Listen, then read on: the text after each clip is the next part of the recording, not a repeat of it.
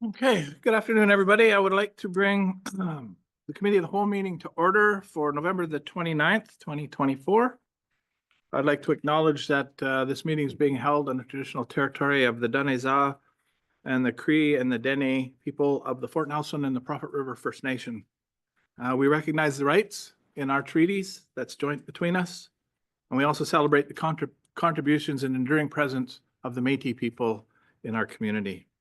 Please be advised that today's meeting is available for the public to attend virtually and is being streamed and recorded. I would like to acknowledge and thank Ms. Clark's grade 7 class from the R.L. Angus School. Welcome to our meeting. We're really excited to have you here today. My name's Rob Fraser. I am the mayor. I'm the chair of today's meeting. And I'll just go around the room maybe for a round of introductions, and maybe staff, you can just give a little bit of what you do for the municipality so that the students will understand. Councilor Gerwing? Yes, welcome. I'm so excited to see you here today. So my name is Lorraine Gerwing. I'm not Drake's grandmom. We're going to pretend for today that I'm not. I'm the deputy mayor. My name is Josh Bostock. I'm the Director of Public Works. We're here presenting a bylaw today. So part of my job is doing bylaws and we work a lot with water, sewer, roads. It's kind of our day-to-day operation. This is not normally part of our day-to-day operation. I'm Jasmine Glaves, the admin manager for the Public Works team. Part of my role is assisting with contracts and documents such as bylaws for the municipality as well as the Department for Public Works. I'm Jaylee McIver, corporate manager. My department offers the front counter service where people come in and pay their bills, and also acts as a liaison between the community and council and our staff internally. So we think of ourselves as the hub. Oh, sorry. I'm Alicia Gregory, the communications coordinator. I work with the website, do the social media page, and stream meetings. Hi, I'm Erin LaVale. I'm the Deputy Chief Administrative Officer, and I'm also the Director of Human Resources. So I help lead the organization, and I take care of lots of people issues. Hi, I'm Scott Barry. I'm the Chief Administrative Officer, or CAO for short. All the departments in the organization report to me, and many will say that I don't do a whole lot. I was just going to say, I'm really interested to hear what you have to say.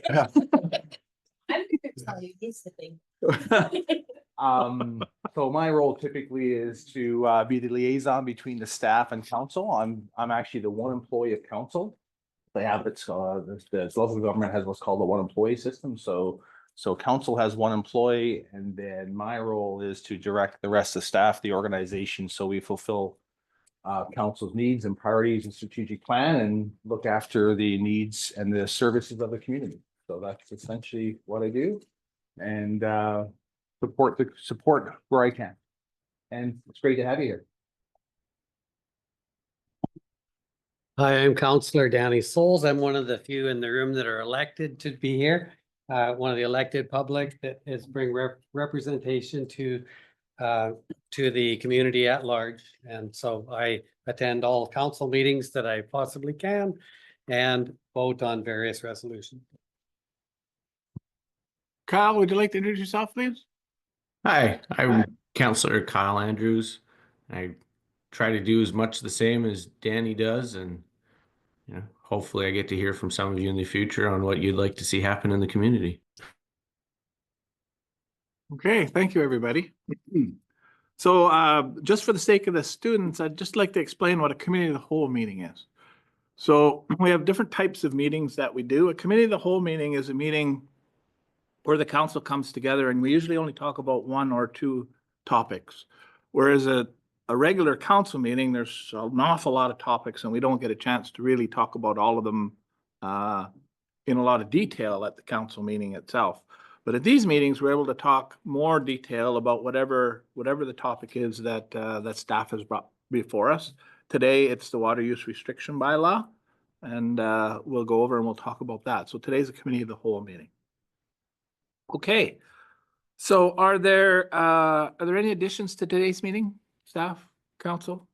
Okay, is there any public that wish to speak to this? Anything on today's agenda? Online? No? In the gallery? Seeing none? Everybody's okay with the agenda the way it is? Okay.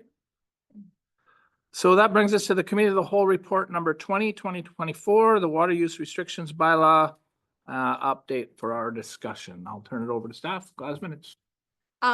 Yeah, so we're here to discuss the water use restrictions bylaw.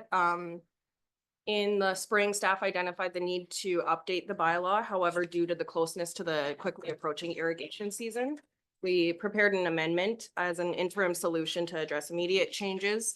And now that the season has ended, we've been working on the draft for the full update of the bylaw. So we're just looking to bring that forward for initial review and introduction. The intent would be that this bylaw would repeal and replace the existing bylaw. And the main updates include encouraging efficiency of water use, adjusting the irrigation schedule, ensuring water operating businesses have been considered during the water conservation stages, and the NRM providing commitment to water conservation. We also have a copy of the proposed changes. The main changes have been highlighted for council's review. I'm not sure if we wanted to go through each highlighted change as a group, or has council had an opportunity to review and provide questions? I'm okay with it, but I'm looking around the room to see if anybody else is would like to speak about any of them in particular, the changes, or all of them. So just to clarify, you said you're okay with what? Just do it? With the changes the way they are. Yeah, okay. I'm comfortable So with the just- changes the way they are. Yeah, I don't know. I had a chance to review it. I don't know I about did- Counselor Souls. I have a few questions, but I did review it and I think it would be helpful if we would look at, if you have some questions, I think the questions would be the helpful starting point, but looking at, I'm guessing that questions come out of the new highlighted items. So let's start there maybe. Okay. Oh, go ahead, Kyle. Yeah, I just had a few kind of comments and questions. I didn't think we needed to go through it, but I'm fine with going through it. Okay. Would you like to start then with your questions, please, Councilor Andrews? Yeah, I can. I guess we can start with the definitions. I was just wondering if we should add outside prescribed watering hours into our overwatering definition. I got two more. Did you want to go one by one? Yeah, let's deal with that one first. So your idea is that if they're outside of the prescribed hours, that would be considered overwatering. Yeah, I think just for ease of definition, but I'm curious on what Public Works would say. Okay. I don't see an issue with adding that to the definition. Okay. Hey, your next, we're gonna add that in there. Your next comment? Okay, under 6.1, in the new additions there, I was just curious, is there a metric used when the CAO is making determinations? We don't have anything clearly defined besides a number of items that we would consider, which would include water levels, time of year, potential activities. So last year, for example, temperature, weather, there's a number of various activities. It could even be potential equipment issues, right? So there's a number of things that would trigger a discussion, and then potentially, because if we communicate similar to last year and we had to go up a step, we want to rationalize and be able to justify the decision. We are also in discussions of looking at some opportunities for what we'll call some hard line numbers in terms of what some minimums in terms of raw water storage, et cetera, but there's a lot of variables that are in play when we discuss the need to increase this, to go to restrict water or go into a stage. Yeah. Counselor Souls, please.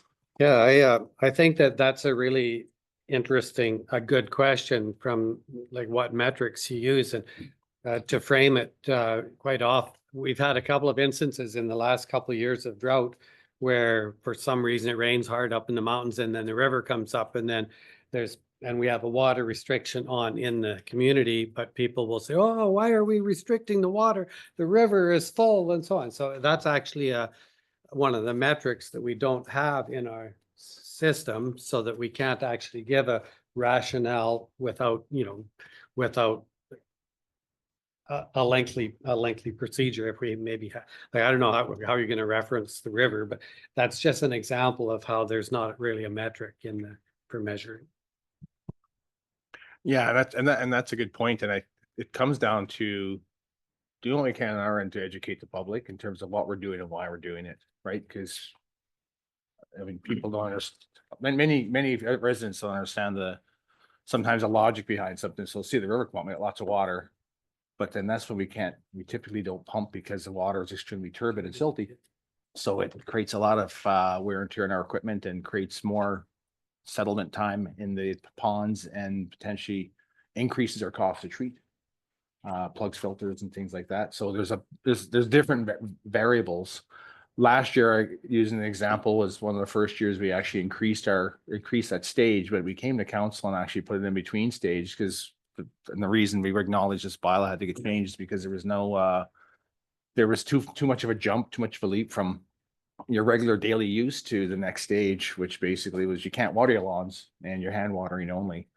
But we also wanted to acknowledge the fact that we were in a drought situation. There was a significant amount of usage occurring in the community, and coming off the evacuation and wildfire season, we did deplete our levels a fair bit. So I mean, those are the various factors. But I think I can't stress enough when we have these discussions between the departments is the public works is the need and the importance to communicate with the public so we can actually rationalize and why to try to do what we can so that the public understands the reason for a certain decision.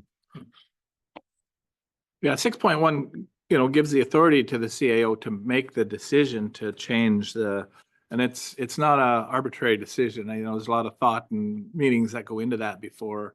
And so it just makes sense that once you make that decision, you put it out to the public, why that decision is out there. And we've got various ways that we do that. So, okay. Is that okay, Kyle?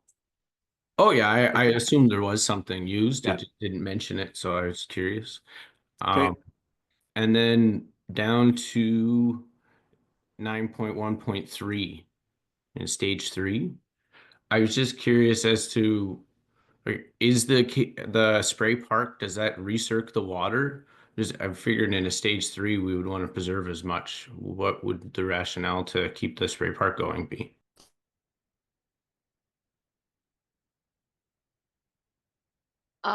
Yeah, so when we discussed amongst our departments as well as rec, the thought was to reduce the hours, although we could certainly look at completely closing the park if that's the thought. I think the thought process behind having reduced hours was so that residents still have a mechanism in these severe drought conditions to go and cool down if certain residents don't have air conditioning or just any sort of mechanism to bring the kids out and to cool down. So that was the thought, to just reduce hours and then potentially look to close altogether if conditions changed in that stage 3.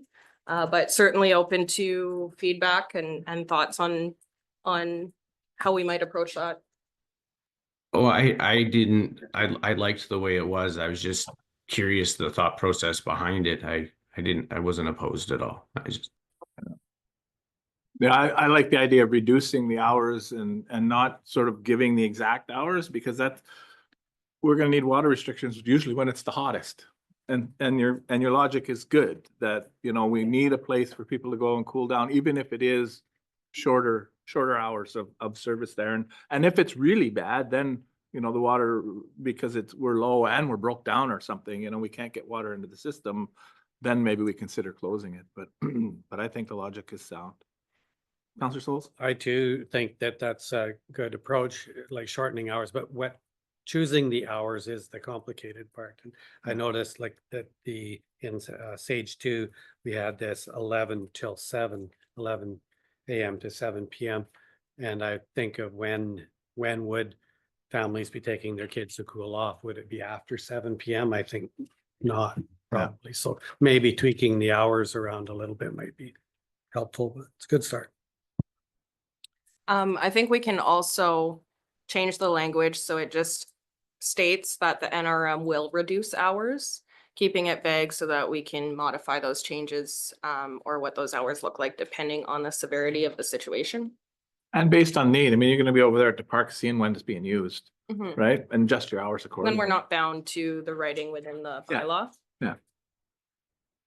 Good. Counselor Andrews, anything else?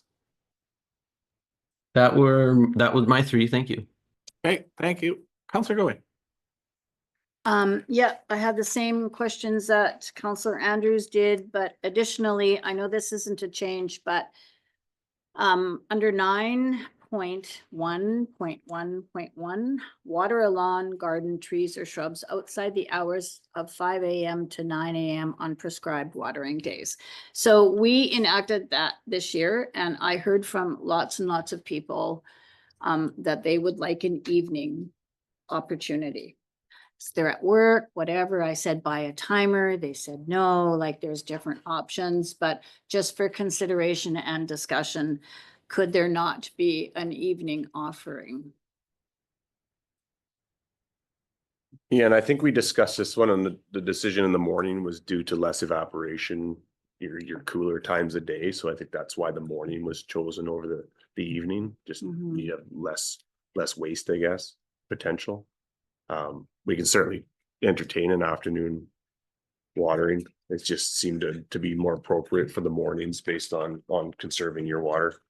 The argument that, I mean, I'm not saying I disagree or agree, Yeah. but just sharing what I heard from several people last summer is it's the same thing in the evening, right? The temperatures are reduced, and so there's a better absorption rate Mhm. in the evening as well. So just, yeah, I just wanted to bring that point up. Yeah, and I think the studies that we've done and looked into other bylaws is that's what they've always recommended is morning waterings are more beneficial to your trees and lawns compared to the evening. So that's kind of why we chose that option. I'll add a piece for council's just information too, and it's something that has been discussed, and I think this is the main reason why, but it was discussed too around the challenges. And it's been brought up about some of the challenges we have when it comes to enforcement and the ability to monitor. And we have a better opportunity with the time of day to be able to monitor and enforce if it's 9:30 in the morning and sprinklers are still going versus an evening where it's 8 or 9 o'clock at night, because we see that currently with the situation. And again, it's only a small percentage of the population, the residents, but once it's turned on in the evening, there's some that don't turn it off, and sometimes they'll run all night because usually we catch it the next morning. Right, I've seen it myself coming to work and the sprinkler's still running the day after, and it's drilling down Simpson Trail, for example. So that was part of the discussion also, but I mean, we can still discuss some other options, but the hope is that we don't need to go into stage one. Like I said, since I've been here, the first time we ever enacted an additional stage, not to say it won't happen again, was last summer. But that was another one of the reasons, because we have had challenges with the enforcement piece, which we're having discussions on in terms of being able to increase our availability or ability to enforce.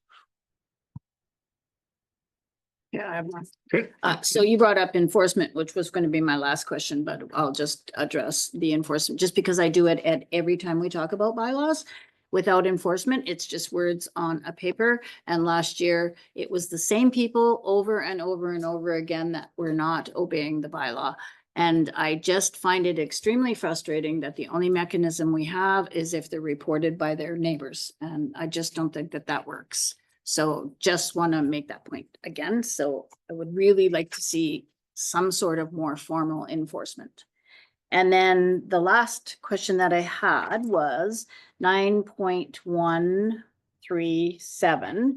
During stage 3, so this is an addition, I guess, during stage 3, commercial operations and business activities that rely on a steady supply and use of water are prohibited, except as authorized by the director. So I was really pleased to see that, because I know that there were some businesses that were impacted and didn't know where to go or what to do. So what would the process of that look like? Which director? Is it Public Works Director? And if so, then I would just like to see that process clearly articulated so that we can share it out when we see it. Yeah, so when we built this into, so you'll know in all of the water conservation stages, it does indicate or address commercial businesses that require the use of water for operations, stating it's permitted in stages 1 and 2, and then this new restriction in stage 3, where it's at the approval of what would be the Director of Public Works. So our envision of this process would be some sort of permit application where they're authorized by the director, dependent on the type of business and the necessity of that operation. So we would instate a permitting process where they'd be required to submit an application. We would have it under review, and then we would grant them a permit to, whether that's for a duration of time or for the season. So yeah, that was the thought. Would it be preferred that we bring back a written articulated outline of that procedure? And when would Go that ahead. be appropriate? Go ahead. I mean, I don't need to see it or approve it. I totally trust what you would come up with, but my main concern is that it's the same for everybody. Mhm. It's not just one person arbitrarily making a decision and then you know how that goes, right? So, but if there's a matrix that's being used that can be explained to the community and these decisions are made using that matrix, then I'm comfortable with that. So it would be as simple as in the wording there, except as authorized by permit from the Public Works Director, right? It puts in there that it's a permit. It puts, anybody who reads it will think, okay, there's a permit required. It automatically triggers them to do something, right? Come and get a permit, and then your permit system would kick in. So, and that's operational as far as I'm concerned, what that permit, as long as it's fair. Right. Okay, anybody else? Those are a good discussion, good questions. Have you got any other, I mean, I guess the next step is really for you to take this information away, pull it together into a draft bylaw and bring it and put it in front of council at a council meeting? That's the plan? Yeah, so the intent would be to incorporate feedback from council into the draft, run it through a legal review. Once that's been completed, then we would bring it back to council for first, second, and third readings, and then following by adoption. And then in the new year, once adopted, the plan would be to echo that to the community so that they're aware of these upcoming changes prior to the next irrigation season. Yeah. Yeah, it's good that we're doing it now before next season, for sure. Okay. Any other questions, comments? Seeing none, thank you very much for your time Thank you. this afternoon. Appreciate it. Well thought out and well presented. Well presented. Okay, there are no business items that I can see. Question and answer period. Is there anybody online that has a question about anything we talked about? Anybody in the gallery? No questions? Seeing none, we are adjourned. Thank you very much for your time today.